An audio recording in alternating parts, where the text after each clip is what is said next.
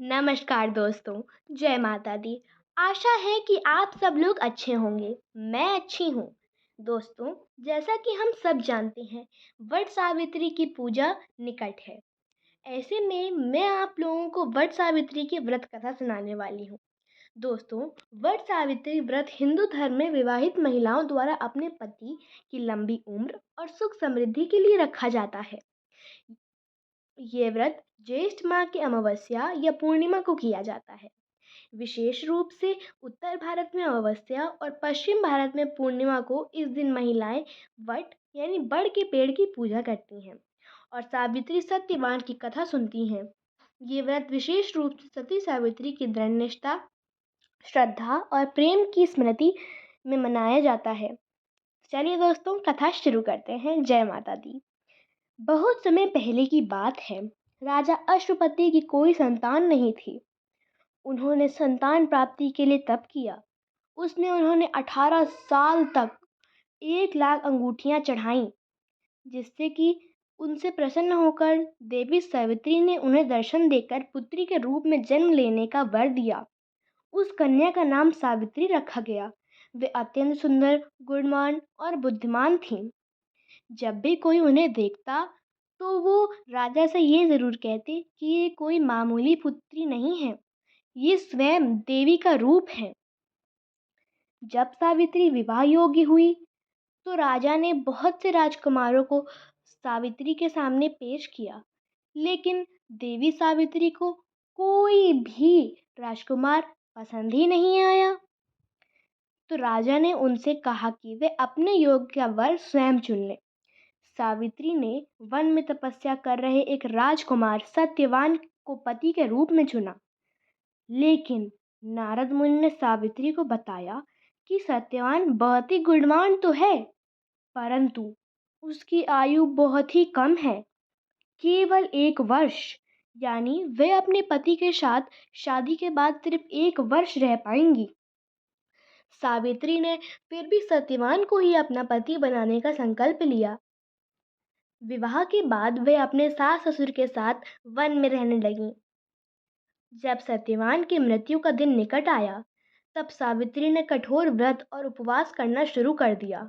जिस दिन सत्यवान की मृत्यु निश्चित थी, उस दिन वह उनके साथ वन में गईं। वहां सत्यवान लकड़ी काट रहे थे। तभी उन्हें चक्कर आया और वे बेहोश हो गए। उसी समय यमराज उनके प्राण लेने आ गए। सावित्री जी ने यमराज का पीछा करना शुरू कर दिया। यमराज ने उन्हें रोका और कहा कि वह एक धर्मपत्नी के रूप में अपना कर्तव्य पालन कर चुकी है, अब वे लौट जाएं। सावित्री ने अपनी बुद्धिमानी और धर्म ज्ञान के से यमराज को प्रसन्न कर दिया। यमराज ने कहा, मांगो पुत्री, तुम क्या वर मांगना चाहती हो? सावित्री ने कहा, मेरी सास ससुर की दृष्टि लौट आए। ये वर मांगने के पश्चात यमराज आगे चलने लगे और सावित्री पीछे पीछे। यमराज ने कहा, पुत्री, आप तुमको क्या चाहिए? यमराज ने उनसे कहा, मांगो, दूसरा वर भी मांगो।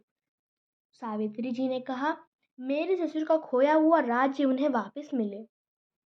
उसके बाद फिर से सावित्री जी यमराज के पीछे पीछे चलने लगी। यमराज ने फिर से कहा, तीसरा वर मांगो पुत्री, मांगो। सावित्री जी ने कहा, मेरे माता पिता 100 पुत्रों का सुख प्राप्त करें। फिर उसके बाद फिर से यमराज जी के पीछे पीछे चलने लगी। फिर यमराज ने उनसे कहा, मांगो पुत्री, चौथा वर भी मांगो। चौथा वर ये मांगा गया, मैं स्वयं 100 पुत्रों की माता बनूं। ये वर यमराज ने सावित्री जी को दिया, लेकिन अचानक ये वर देते ही यमराज जी ने सावित्री जी से चौंक कर कहा, जब मैं तुम्हारे पति को अपने साथ लेकर जा रहा हूँ, तो तुम स्वयं 100 पुत्रों की माता कैसे बन सकती हो? इस पर सावित्री जी ने ये जवाब दिया कि प्रभु, आपने ही मुझे ये वरदान दिया है, तो फिर आपको मुझे मेरे पति को लौटाना ही होगा। ये बात सुनकर यमराज जी अत्यंत प्रसन्न हुए। इस प्रकार सावित्री जी की धर्मनिष्ठा, प्यार, पतिव्रता और ज्ञान के बल पर अपने पति को सावित्री जी ने यमराज के हाथों से बचा लिया। दोस्तों, इस कहानी से हमें ये शिक्षा मिलती है कि पतिव्रता कितना महत्व रखता है। दोस्तों, धन्यवाद। आशा है कि आपको ये वीडियो अच्छी लगी होगी, और अगर अच्छी लगी होगी तो आप इस वीडियो को लाइक भी ज़रूर करेंगे। दोस्तों, अगर आप मेरे चैनल पर नए हैं तो कृपया मेरे चैनल को सब्सक्राइब करें, लाइक करें इस वीडियो को अगर वीडियो पसंद आई हो तो, और बेल आइकन प्रेस करना मत भूलिएगा। धन्यवाद। जय माता दी। आप हमेशा खुश रहें। जय माता दी।